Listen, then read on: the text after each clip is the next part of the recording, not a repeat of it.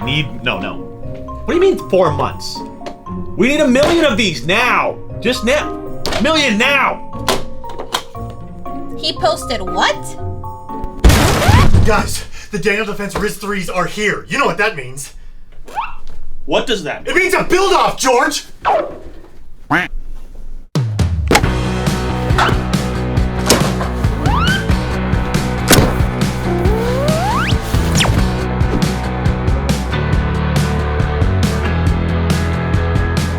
I'm basically going to be like cannibalizing like 3 guns into 1 gun, so like now it should come off. I've had this rail for 10 years. 10 years. Coming to a Evike.com trading post near you. This is a metal body. This comes with this metal body, or maybe it was an old Mark 18. I don't remember when I bought these. I'm debating whether I want my upper body to say Mark 18 or if I want it to say Riz 3. And since I don't know and I don't want to make a decision, we're gonna flip a coin. We'll have the lion be heads, and we'll have whatever that is be tails, and it'll determine. So this one will be heads, this one will be tails, and then whatever it goes, I'm gonna catch. Flip, and it is tails, which was this one, right? All right, that means I have to do more work. Kind of bummed about that, to be honest with you. Oh, gee, these sights are so heavy. I think I just shaved off like 5 pounds off the gun. I'm gonna swap them out with these Defiant sights from Crytek. They look okay. They look pretty cool, actually. So this is something that's important for the Riz 3 that a lot of people don't know. And this goes back all the way to the Riz 2. They thought of a problem, which was these grenade launchers originally didn't have Picatinny mounts. They were just mounted the way you see here onto the barrel. So it meant that you couldn't have a rail. So they developed a rail to kind of go around the launcher. And that was actually, I think, I could be wrong, so if I am wrong, don't roast me in the comments, but I'm pretty sure that's kind of what got Daniel Defense on the map. So let's see if this still works like it's intended to do so. Okay, remember those screws I said don't do anything? They do something. They probably lock down the this piece, I hope. Remember how I said this was gonna be easy? Did I say it was going to be easy? I think so. I said? Yeah, that was dumb. Wrong. That was dumb of me. So we're going to remove the rail completely. And we'll see if the barrel can even take the front piece. If it can't, then I guess that means I have to get a different barrel. So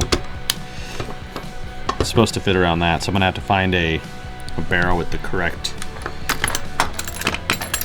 positioning, because this one doesn't. And neither does my old barrel. So, not gonna be very useful. So I'm gonna have to go get a new barrel. Back to the drawing board. Figure this out. See, this is what I'm looking for. This little dimple. And that's about where the gap, that's about where it needs to be, but that's on a 14.5.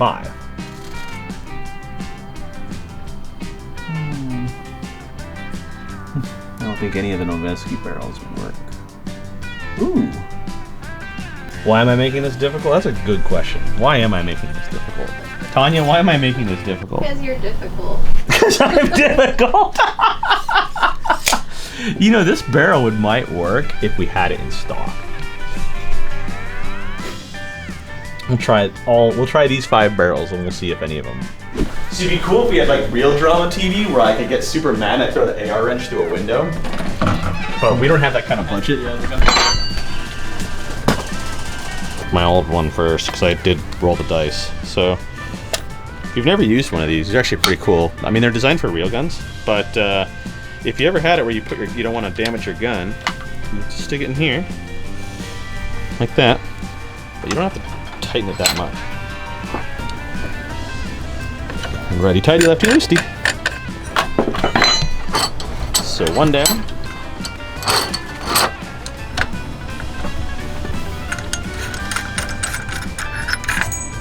Now I gotta remove the gas block. Even though I don't really need to remove the gas block, I'm gonna do it anyway. So that way I can swap it into the new barrel. Hopefully the new barrel works. If not, if this doesn't work, like this whole process doesn't work, and if I really want to do this that badly, I have an idea. I don't think it's a good idea, but I have an idea. Smart.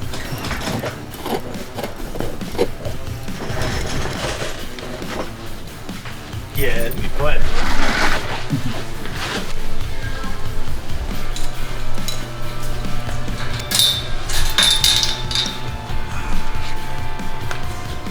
So we're here down at the warehouse to use our mill.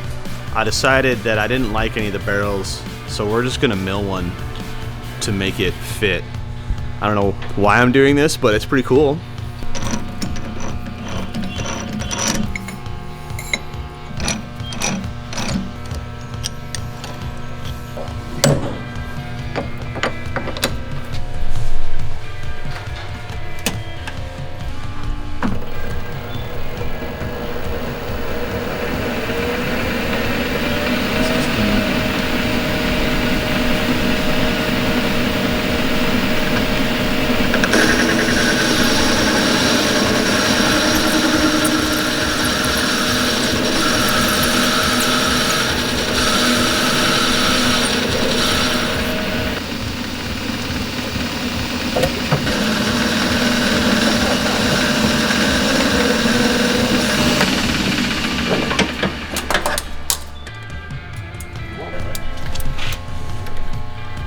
Alright, we're good. I think Carlo did a pretty good job.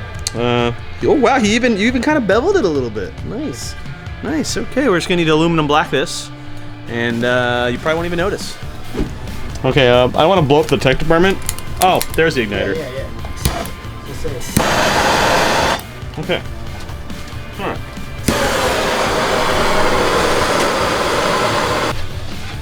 No wonder I suck at aluminum blacking. I've never done it before properly. It's melting this, but Master's gonna show me. Spray. Spray silicone. There you go. Not bad. Very good. Thank you, sir.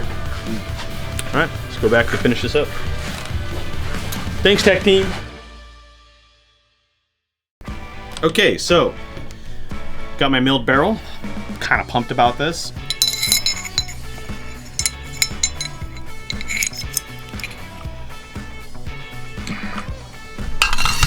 Let's see. We're gonna have to change out a part, and luckily I found this in our boneyard.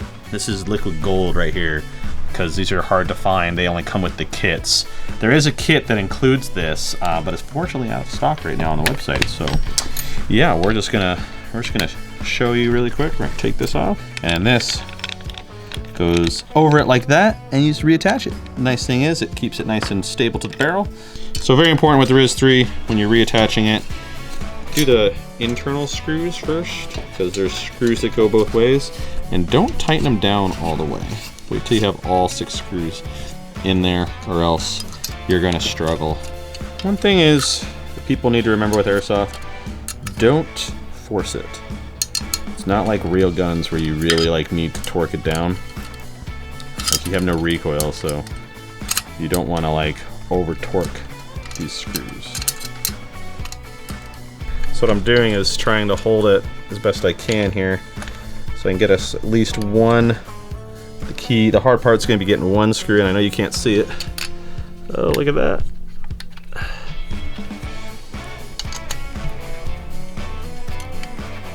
I'm sorry.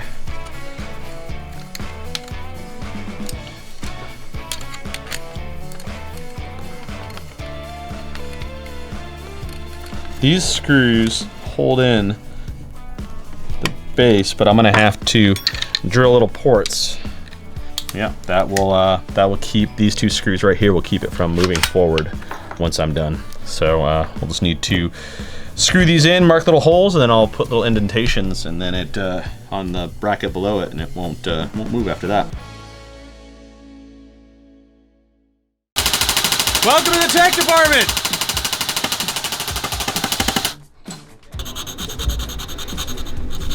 Ooh, okay. So I'm hoping these notches will be big enough. So SEMA makes these cool QBS adapters. They're a little bit bigger than the other ones. The only thing is they're designed for PDWs. So I'm gonna have to take off a little bit of meat here, which I marked with the silver Sharpie. So I'm gonna file that off so that way I can get this down, that way I can lock it in. So here what I'm trying to do is create a nice notch to be able to work with so I can really take this down.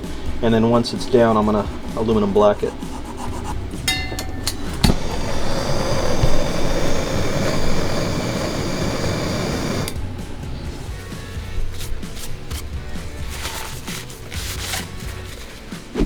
So the QBS comes with a small adjustment that's kind of nice because you can remove it by hands. But I have noticed it does a hard time tightening down, so I'm gonna swap it out for this beefy one. I have my old QD QD sling mount point, which I love these, by the way. They're my favorite sling point by far. And this is what I love. This is why so many of my guns now are QBS, is that little feature right there. Tighten down, and the nice thing is with this bulky one, you really can hand torque it.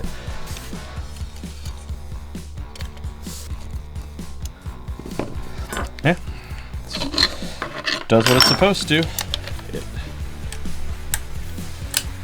doesn't move. I haven't done this in a long time. I know I have to punch out the pin here.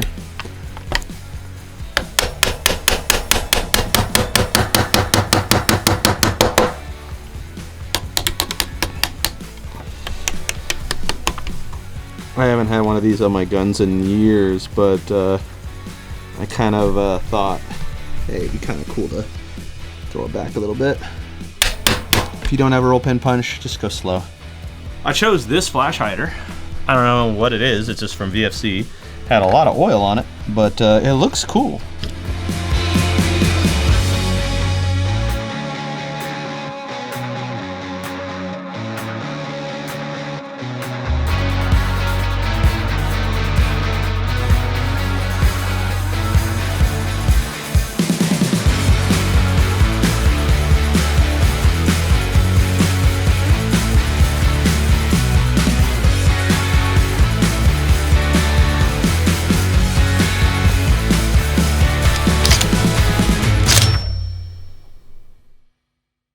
I chose the full-length MK18 build to be able to just mainly do the undermount grenade launcher.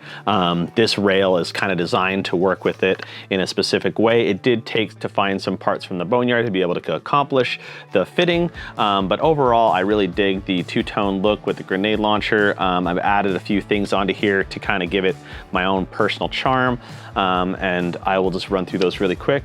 It's a VFC flash hider. It doesn't mimic anything in the real world, but it just looks kind of cool. It's a 3-prong. Very simple. This is an aftermarket PEC and Surefire Vampire light with a real Unity mount. I really like this light. I originally bought it for my real firearm, but I actually don't like the Vampire heads when it comes to that, so I decided to use it on my Airsoft one, and it has aftermarket laser device as well. This thing from Vortex is one of the things I started adding on all my Airsoft guns specifically. Really cool battery compartment. I wish we sold these, but they're from Vortex. Really handy. You can basically attach them to your rail, keep an extra red dot battery. It's waterproof. You can have it where you won't lose the thing or you can take this off if you really want to, but it's an extra battery for the EMG Raid red dot. Added a Hugger MRO style BB protector. Always protect your optics where necessary. Going back really quick, I used the quarter turn QBS buffer tube. This doesn't come with the new RIS 3s, but we do have it on our website available. Nice thing is you can get access to the spring very easily by just pulling off like that, and you can always reattach just by turn and twisting. This is the AR pistol style castle nut. I had to modify the buffer tube a little bit to be able to make it fit, but it does hold it more secure. The grenade launcher was the biggest struggle of this build. Getting it to mount, I had to find the barrel piece in the boneyard, was able to find that, and had to do a little bit of modification to get the barrel, the the grenade launcher to be stable and to be removable. But overall, love the look of it. I also decided to, with some sample stuff, be able to build a smaller MK18 upper that can go on this with ease. I'm gonna have to create an inner barrel for it though. And I also, if I don't wanna play with the grenade launcher, I do have the bottom that I can add on to the gun, which I really like. So it has a lot of options with this new primary build of mine.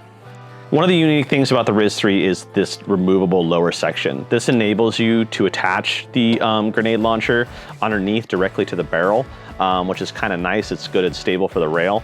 And then being able to add this on afterwards with just some screws is very, very nice feature. Overall, love this two-tone look. Ready to bring this RIS3 out on the field.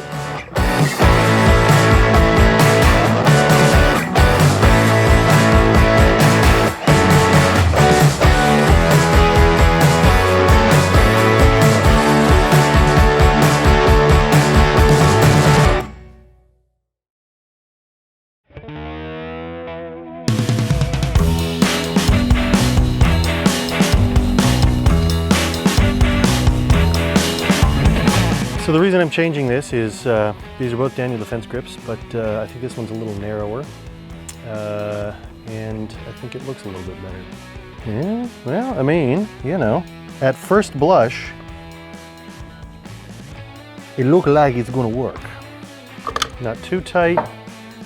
Let's see, do we like that better? I kind of like that better, and it fits. Okay, motor wires reconnected.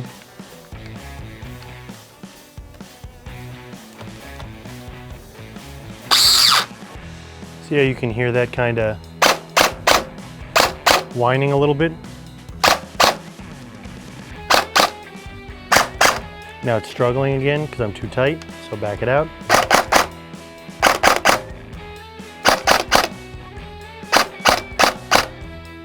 That sounds pretty good. I think we'll leave it there.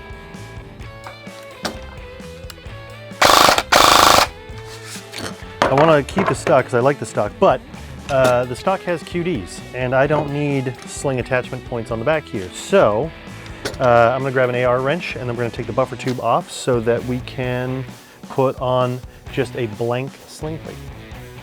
This thing comes off. That's what we're replacing with this guy. Hopefully. Yoink. It's a little wire pinchy. So, okay, take that. See, I've marked it. And now I know what I need to file away.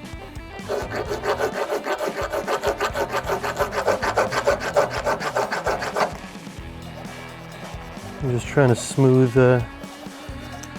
this transition a bit.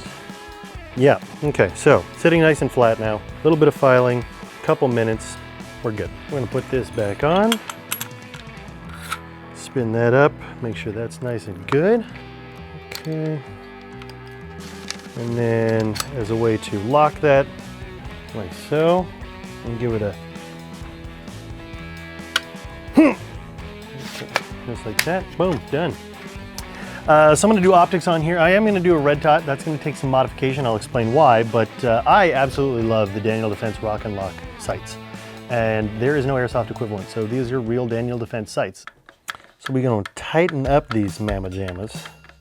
What's cool is that the Rock and Locks, they're actually, there's cuts in them that allow the sides of the sight with the threading of the screw to like pull in and pinch, which is kind of neat. Yeah, I don't know about you guys, but these are heckin' sweet. Let me explain what I'm doing. So basically, this is the all-new PTS Unity comp mount, but without even mounting it yet, I'm gonna see that I'm gonna have interference from my backup irons. So I'm gonna put them both on and then we can figure out which one we like more. Speaking of comps, the Unity tactical mount for comps made by PTS is made for the real footprint. The replica comp I have does not have the cuts to allow this to sit. So the option is either don't use it and forego this very cool looking optic combo, or do some more filing. And I do like filing.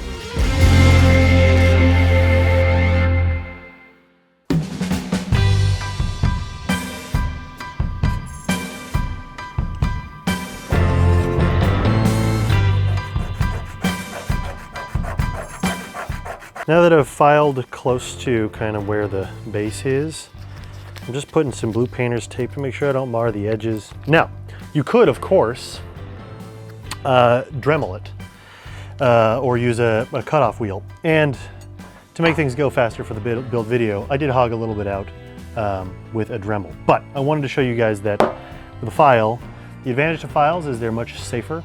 So if you don't have power tools and you can arm yourself with a pretty simple file, you can get the job done, it just takes longer.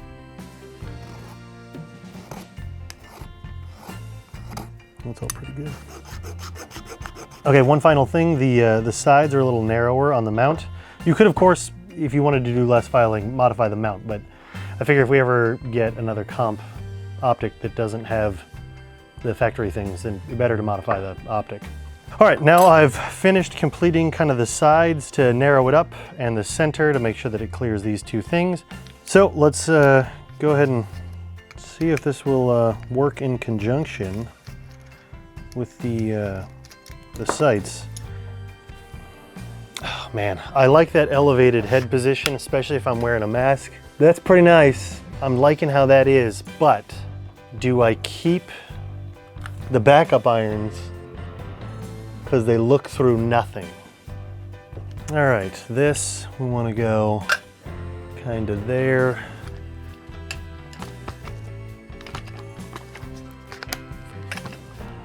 Yeah, okay. Let's get the other things going here. Okay. This guy. These are roll pins, and technically you would want to use a roll pin punch, but I don't have any roll pin punches, so a standard punch is going to be it.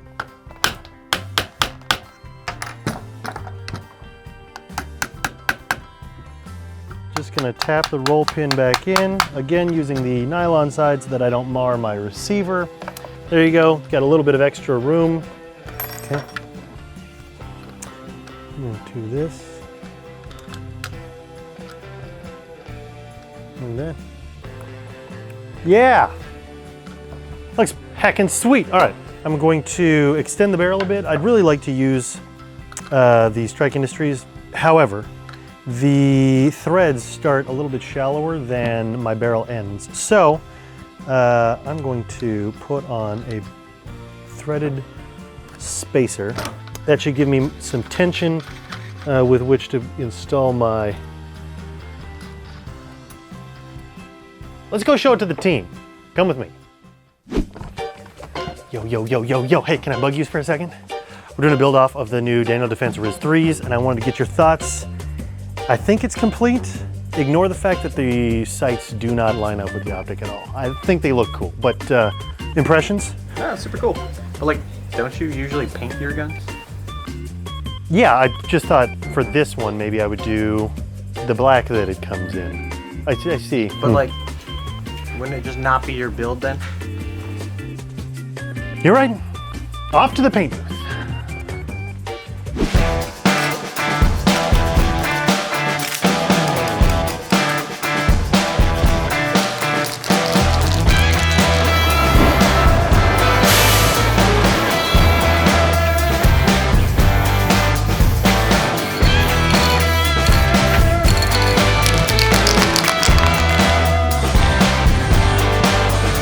Now, a couple things about paint. There are a million different brands of spray paint. I chose a company called Montana Gold because they had a pretty wide range of camo-like colors. And if you go with Rust-Oleum, you know, their camo colors are a little bit off. Krylon I'm not crazy about, and any of the true camo brands are hard to find. But luckily, Montana Gold is easy to find in our area. With that said, it's kind of semi-gloss, so it's not exactly matte. So if you're looking for something non-reflective, maybe not the best option for you, but it's pretty quick drying. And the color that's in the ring around the cap is pretty accurate to what you're actually painting.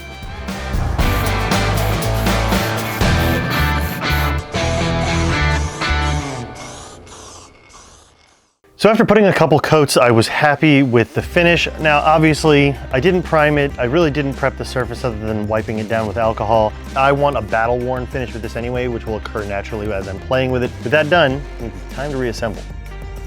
I was gonna put the factory inner barrel back in, and they're pretty good, but since we've got this Lilacs Precision hop-up unit and Precision inner barrel, I thought I'll give those a go.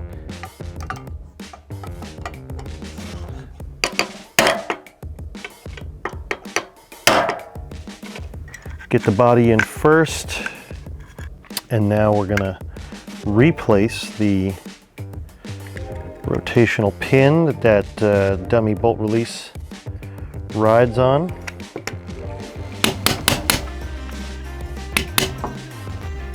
Get those all the way in. It's looking pretty good. I'm excited to see how this is going to turn out. Make sure you get it going the right direction.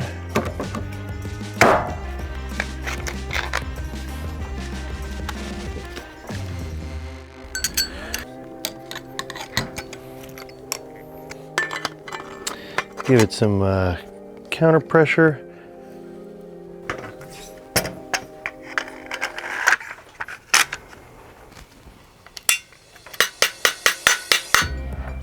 Looks good so far. This guy can go back on here. Good. Yeah, Okay, this is when an extra pair of hands comes in handy, preferably one not holding a camera.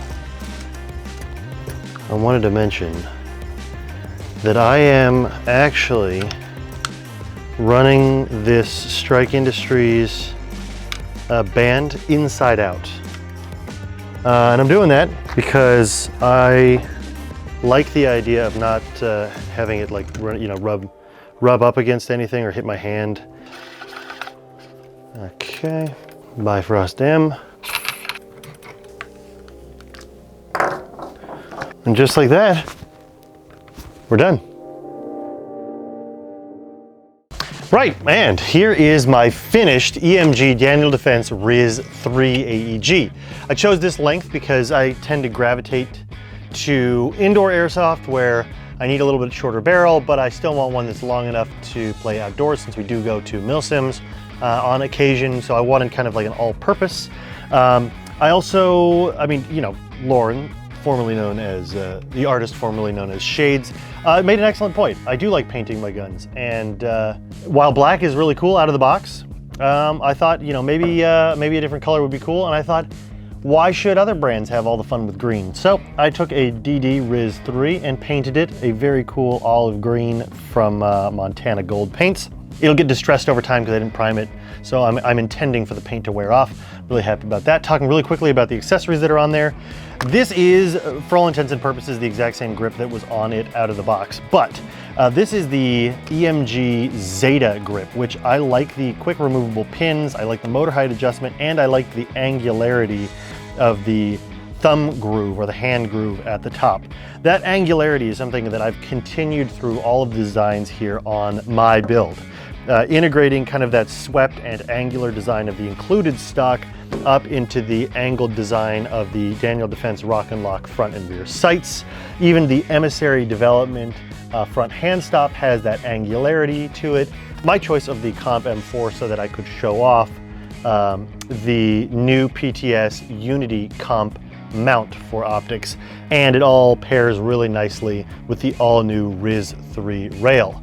I've also thrown on, of course, flashlight and pressure switch, and at the very front, the Strike Industries Oppressor Light Mox Oppressor. Now this one's the one that has the Bifrost M in it. Other Strike Industries things I've used here because I like their kind of futuristic angularity. Well, of course, we've got their Ranger Band here for wire management, and then finally, the Strike Industries Fang enhanced trigger guard. Gives you a little bit more of a shelf to ride the mag on when reloading, and it communicates, again, that angular look that I was going for everywhere else. Externals, as you've seen, I upgraded quite a bit, changed some things around, but realistically, the internals are stellar. They use SEMA's QBS gearbox, and if you're looking for a lot of performance and LiPo compatibility out of a stock gun that doesn't need any upgrades, the QBS-based AEGs like this Daniel Defense RIS 3 are a great way to do that. The only thing I changed out was the hop-up unit. I changed it out for a Prometheus inner barrel and hop-up unit, their new Precision hop-up unit. I like that it doesn't require different nozzles to be used. I like that it increases a little bit of FPS, but also gives you a lot more precision and accuracy at distance, which if I'm using this outdoors and indoors, I really want my BBs to go exactly where I want them to be no matter where I'm playing. So I'm excited to get this out on the field. Didn't see any need for any other upgrades. I'm kind of one of the proponents of if it ain't broke, don't fix it. Use it until something breaks and then do your upgrades, except for your hop-up unit. Do that immediately.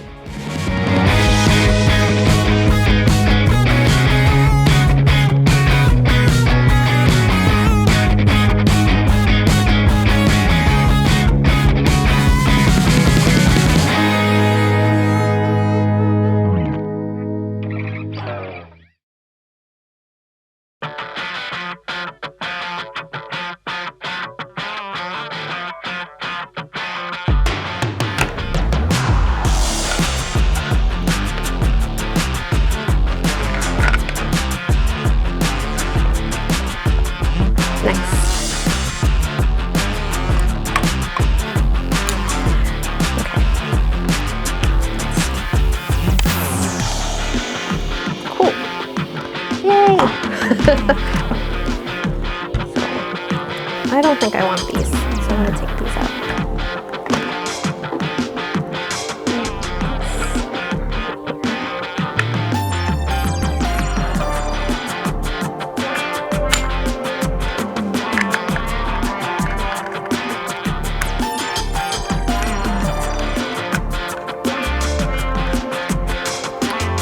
So, checkbox.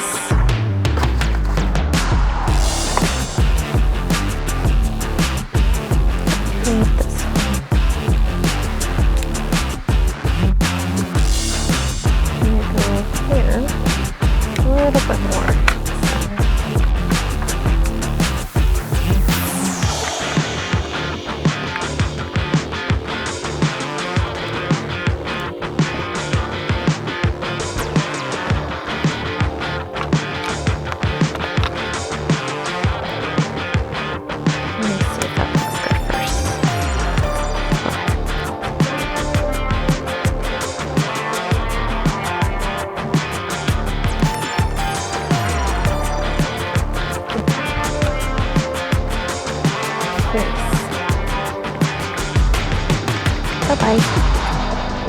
Let's take these sides off. What did I just do?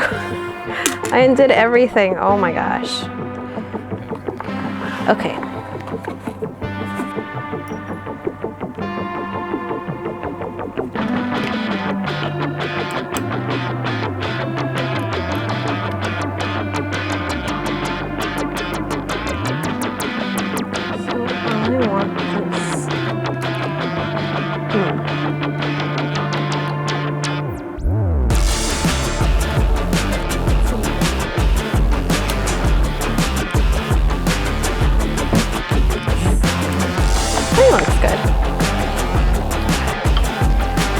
Figure out wire management. Put it here and then that. Okay, put that.